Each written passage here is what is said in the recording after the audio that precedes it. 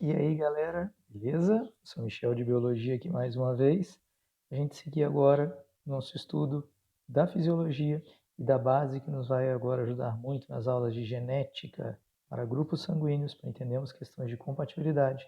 Nós vamos falar hoje sobre as defesas do nosso organismo. Nós vamos falar como podemos identificar e combater aquilo que é estranho ao nosso corpo.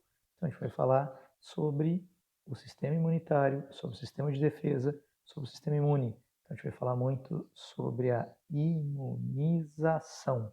Ora, o que é imunizar-se? O que é ser imune a algo? Quando você é imune a algo, você é capaz de se defender. Você se defende quando é atacado. Então, você estará imune a um invasor quando você conseguir enzimas específicas que defendem o seu organismo, enzimas que se ligam aos invasores, aquilo que é estranho, destruindo. Então, são moléculas que atuam contra corpos estranhos, por isso são chamados anticorpos. Ser imune a algo é ter anticorpos, ter enzimas de defesa, ter moléculas agora que vão tentar se ligar ao invasor para destruí-lo, evitando agora que o organismo sofra algum prejuízo. A ideia é, aquilo que é do meu corpo, beleza. Aquilo que não é natural do meu corpo, na dúvida, eu vou detonar, eu vou destruir, eu vou combater. Tudo aquilo que é estranho ao meu corpo pode ser agora uma toxina, pode ser um vírus, uma bactéria, um protozoário, um verme, um grão de pólen, uma poeira. Qualquer coisa que não for natural, não tenha sido produzida no meu corpo, eu vou chamar de corpo estranho ou de anticontra gene origem, aquilo que não teve origem no meu próprio organismo, antígenos.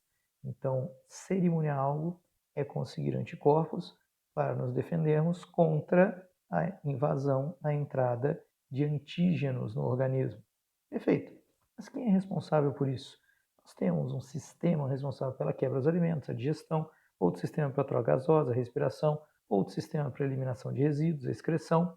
Nós teremos um sistema responsável pela defesa do corpo. Nós teremos um sistema imune. Mas espera aí, a definição de sistema é conjunto de órgãos que exercem a mesma função. O sistema imune pode ser formado por órgãos estáticos. O sistema digestório é formado por certos órgãos: boca, faringe, esôfago, estômago, intestino delgado, intestino grosso, reto, ânus. O sistema respiratório é formado por certos órgãos: fossas nasais, boca, faringe, laringe, traqueia, brônquios, bronquíolos, alvéolos. Você sabe onde eles estão anatomicamente. Eles estão fixos, parados numa posição, esses órgãos.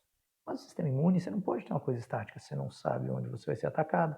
Um invasor, um corpo estranho, um antígeno, pode entrar por qualquer parte do seu corpo, seja um canal aberto, como uma via aérea, as fossas nasais, ou através de uma ferida na pele, de um corte. Então, peraí, eu não posso ter algo estático para me defender, ou seja, alguma coisa dinâmica que consiga identificar e atacar o invasor em qualquer parte do meu corpo. Então, o sistema de defesa, o sistema imune, não será formado por órgãos estáticos, mas por células que terão mobilidade por todo o corpo. Essas células estarão no sangue, no plasma sanguíneo, e na linfa, no plasma linfático, pois esses tecidos conjuntivos fluem por canais, os vasos sanguíneos, os vasos linfáticos, e assim conseguem alcançar todo o corpo. Essas células, em contraste com outras, não apresentam uma coloração chamativa. Então, elas são células incolores, são leucócitos, também genericamente chamados de glóbulos brancos. Os leucócitos ou glóbulos brancos são células nucleadas. Cuidado! As hemácias, glóbulos vermelhos em mamíferos, é que perderam o núcleo, que são anucleadas quando adultas. Glóbulo branco não. Glóbulo branco é sempre nucleado. Inclusive, é dos glóbulos brancos que nós extraímos DNA para fazermos agora tanto análise forense do DNA, como é que eu identifico agora uma vítima, como é que eu identifico agora um criminoso com precisão. Uma amostra de sangue na cena do crime, eu vou extrair DNA. De onde eu vou extrair DNA? Plaqueta é fragmento de membrana, não tem DNA. Hemácia em mamífero, não tem núcleo quando adulta. Glóbulos brancos ou leucócitos. Então, quando vamos extrair DNA do sangue, extraímos de glóbulos brancos. Além disso, devemos lembrar que essas células terão a capacidade de identificar o invasor e produzir enzimas específicas de defesa ou de tentar englobar o invasor para destruí-lo por ação lisossômica. Então, nós teremos vários subtipos de glóbulos brancos ou leucócitos. Então nós precisamos agora, pelo menos, organizar isso. Para o aluno do ensino médio, para o aluno do vestibular, existem vários subtipos de glóbulos brancos, mas 2 tipos se destacam. Nós temos os maiores glóbulos brancos, que conseguem atravessar a parede dos vasos sanguíneos para chegar a tecidos adjacentes aos vasos e assim englobar, fagocitar os corpos estranhos, são os macrófagos. Fago, que come macro grande, são os maiores glóbulos brancos, vão englobar o corpo estranho agora para destruí-lo por ação lisossômica, para realizar heterofagia com ele agora no seu interior. Os macrófagos conseguem atravessar a parede dos vasos, realizando um fenômeno que chamamos de diapedese. Eles atravessam a parede dos vasos sem rompê-los, para poder atingir agora uma infecção no tecido adjacente. Mas nós teremos glóbulos brancos que se multiplicam preferencialmente nos nódulos linfáticos, nos gânglios linfáticos, ocasionando frequentemente aquelas famosas ínguas, o inchaço dos nódulos linfáticos. Esses são os linfócitos, que nós vamos subdividir em 2. Nós teremos os linfócitos T, que identificam os invasores, os antígenos, e os linfócitos B, que estão verdadeiramente agora ligados à produção de anticorpos. Eles é que vão agora produzir os anticorpos, as enzimas de defesa. Então, peraí, a célula é o glóbulo branco, o anticorpo é uma molécula. O anticorpo tem natureza proteica, glicoproteica para ser mais exato. São moléculas que terão função imunitária, são conhecidas também como imunoglobulinas. Essas moléculas têm 2 grandes regiões.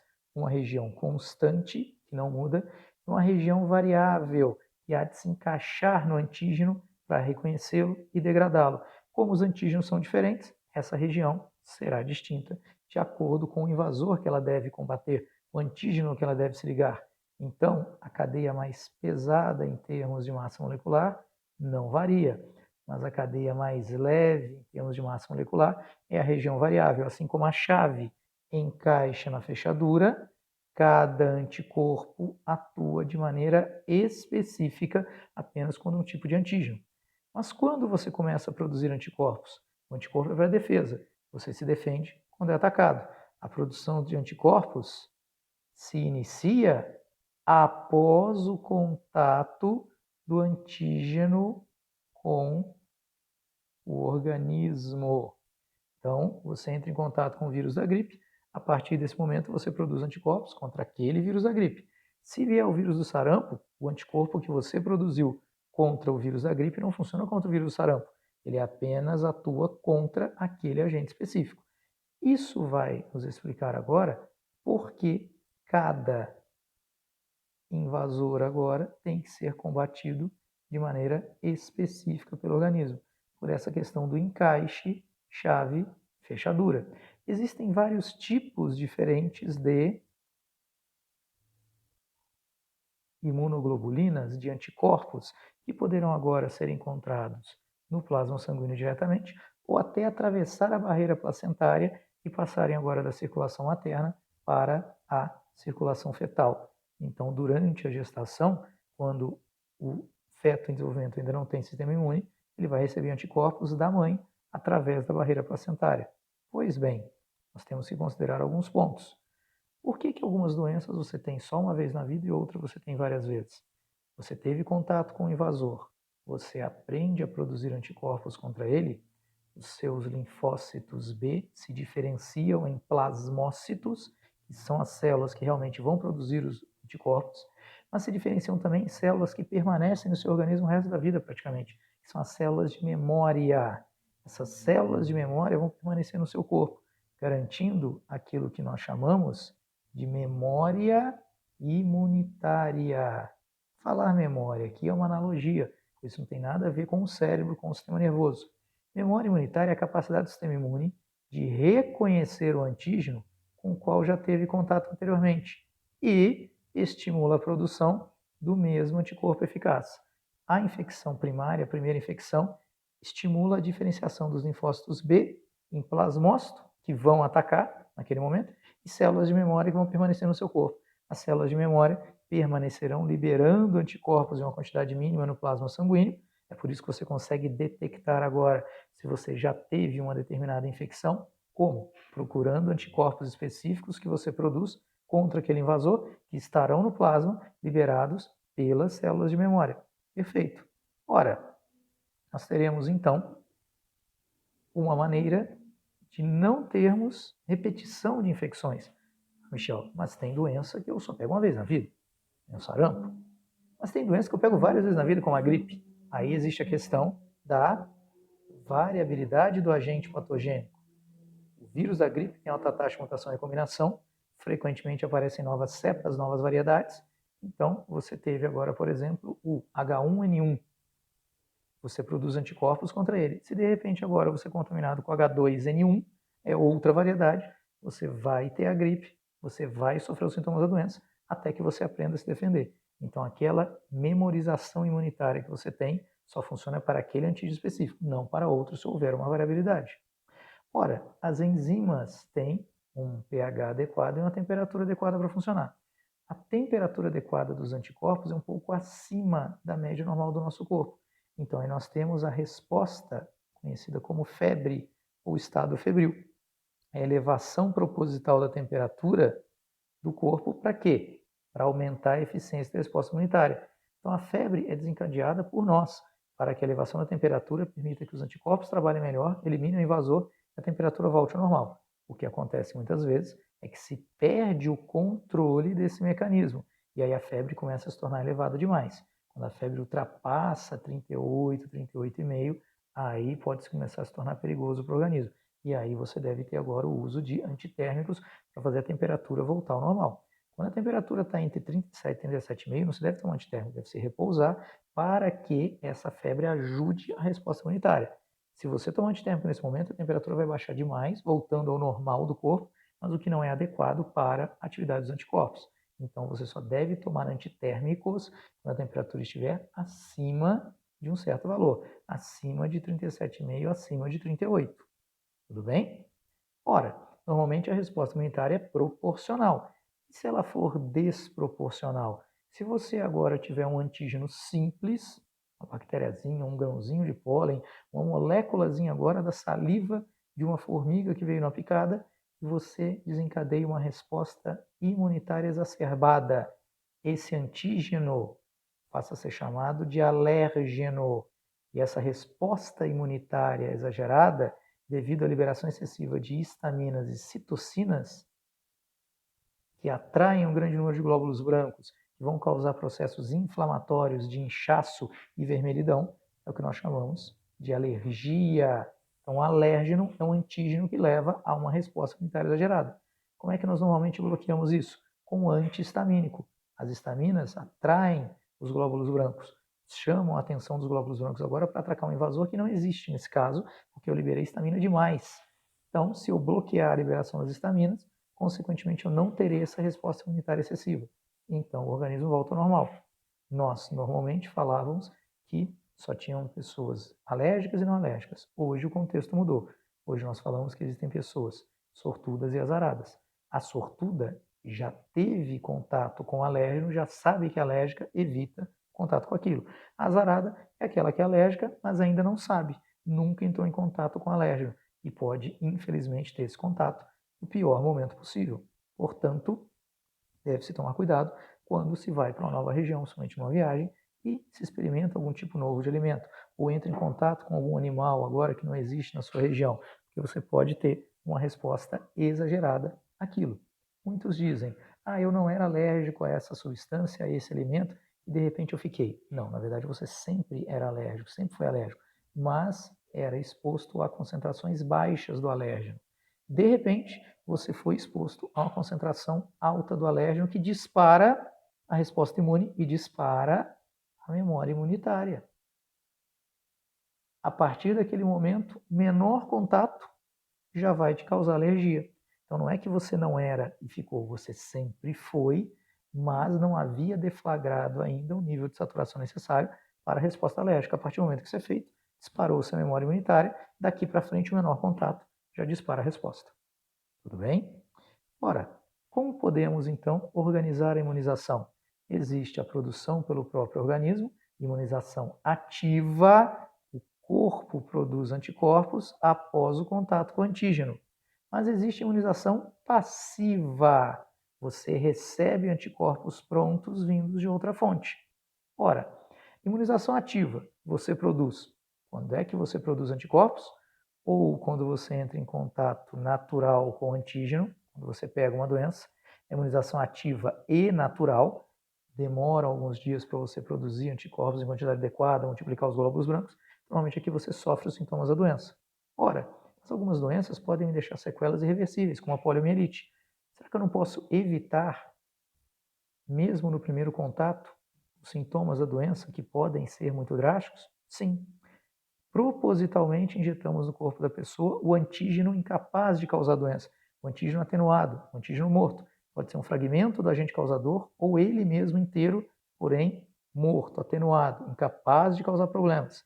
Você reconhece e produz anticorpos contra ele. Quando um dia entrar em contato com um antígeno vivo, ativo, funcional, você já tem a capacidade de produzir anticorpos que a memória imunitária já foi estabelecida. Isso caracteriza a imunização ativa artificial, que são as vacinas. Então, a vacina é uma medida preventiva, profilática, que consiste na injeção de antígenos atenuados. Cuidado com as fake news. Quando falarem para vocês, essa vacina está estragada porque ela tem o vírus da doença. É para ter o vírus da doença. Só que o vírus tem que estar atenuado. A vacina me causou febre, a vacina está estragada. Não, isso mostra que o seu organismo está respondendo. Isso mostra que o seu sistema imune está trabalhando produzindo anticorpos. Claro que isso varia de uma pessoa para outra a intensidade da febre. Você pode ver isso com crianças. Quando toma vacina, tem criança que nem sente, tem criança que fica 2, 3 dias com febre alta, fica chatinha, fica incomodada. Então varia de uma pessoa para outra, pela variabilidade genética que temos. Imunização ativa você produz ao contato com o invasor ou recebendo o antígeno atenuado e aprendendo a se defender. Nos dois casos, você estabeleceu memória imunitária. Imunização ativa sempre estabelece memória imunitária. Então, ela é duradoura. Você sabe se defender. Você sabe produzir um anticorpo eficaz. Agora, se você é picado por uma cobra, não posso esperar o seu organismo produzir anticorpos contra o veneno, pois demoraria muito. Então, nós pegamos o veneno da cobra e injetamos em outro animal diluído, um cavalo. Não vai matar o cavalo, mas o corpo dele vai produzir anticorpos. Extrai o sangue do cavalo, sem matá-lo, separa por centrifugação fracionada por densidade os anticorpos no plasma sanguíneo e injeto na pessoa. Já tem que ter isso guardado, porque demora esse processo. Então eu deixo guardado agora um conjunto de anticorpos prontos para injetar para a terapia imediata.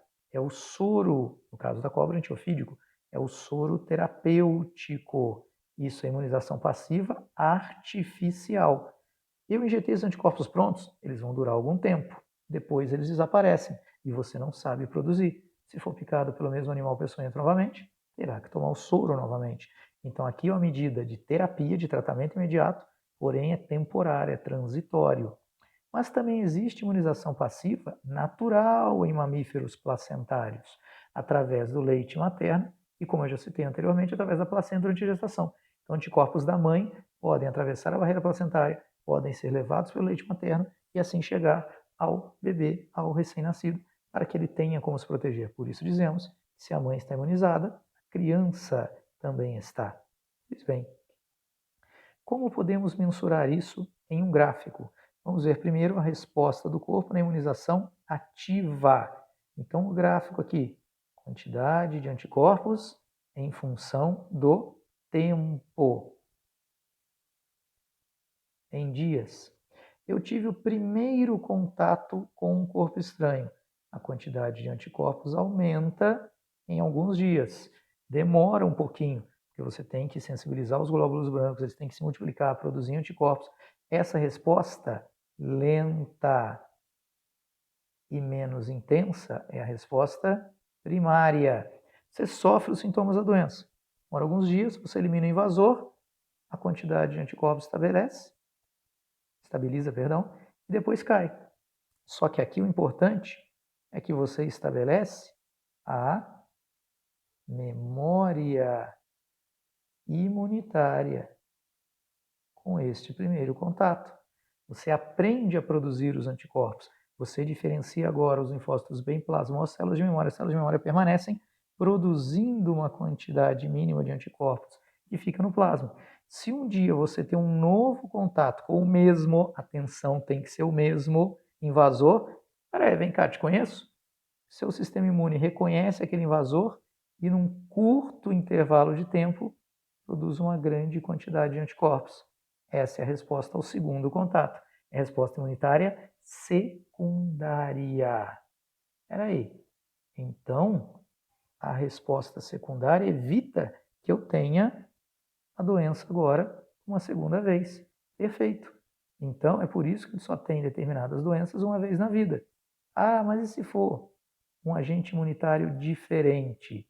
E se o agente imunitário agora tiver sofrido uma mutação, aí você vai ter outra resposta primária. É por isso que você fica gripado novamente. Isso já caiu no vestibular, não adianta decorar o gráfico. Qual dos gráficos abaixo mostra a variação de anticorpos após 2 contatos de antígenos diferentes? Ah, se o antígeno é diferente, opa, primeira resposta de novo. Seriam 2 respostas primárias se os antígenos são diferentes. Aqui teve essa diferença porque o antígeno é igual, é o mesmo antígeno. Outra questão vestibular cobra bastante. Qual destes contatos, primeiro ou segundo, equivale agora à aplicação de uma vacina? Aplicação de vacina seria como o primeiro contato. Você injeta o antígeno, estabelece memória imunitária. Esse antígeno atenuado não te causou doença, mas você aprendeu a se defender. Se um dia você entra em contato natural com o invasor, você já sabe se defender. Então você recebe a vacina da poliomielite, recebe o vírus da poliomielite atenuado. Você aprende a produzir anticorpos contra a poliomielite. Se um dia você entrar em contato com o vírus da poliomielite, você não terá paralisia infantil, que você rapidamente consegue se defender do invasor. Isso há de permanecer no seu corpo o resto da vida. Estabeleceu memória imunitária. Agora, o que apareceu já no vestibular e o pessoal confundiu? Como é que seria o gráfico da resposta imunitária passiva após o contato agora com um animal peçonhento? Você recebeu soro antiofídico, por exemplo, no caso da cobra, que é um animal peçonhento. E aí? Você recebeu o soro, a quantidade de corpos fica para sempre? Não, vejam vocês. Parece aquele gráfico de velocidade instantânea lá na física. Houve a injeção do soro, no instante t igual a 0, imediatamente a quantidade de anticorpos já começa lá em cima. O tempo vai passando, os anticorpos ficam em grande quantidade. Mas vai ficar assim para sempre? Não. Com o tempo eles vão se degradando, você não sabe produzir, você recebeu pronto, cai a 0. Aqui vai zerar. Então você foi picado pela cobra, recebeu o soro antiofídico específico dela. O que acontece? Passam 3 semanas, você está imunizado. A 4 semanas você é picado pela mesma cobra, vai ter que tomar o soro de novo. Porque essa imunização aqui é transitória, ela é temporária. Então, soro é para terapia, vacina é para profilaxia, prevenção. Soro é temporário, vacina é duradoura. Soro contém anticorpos funcionais. Vacina contém antígenos atenuados para ensinar você a combater a doença. Tudo bem? Beleza, galerinha? Espero que tenha sido útil. Sistema imune é algo agora que vai ser muito cobrado nos vestibulares. Eu espero que essa aula tenha sido adequada para vocês. Aquele abraço, obrigado pela atenção. Até mais.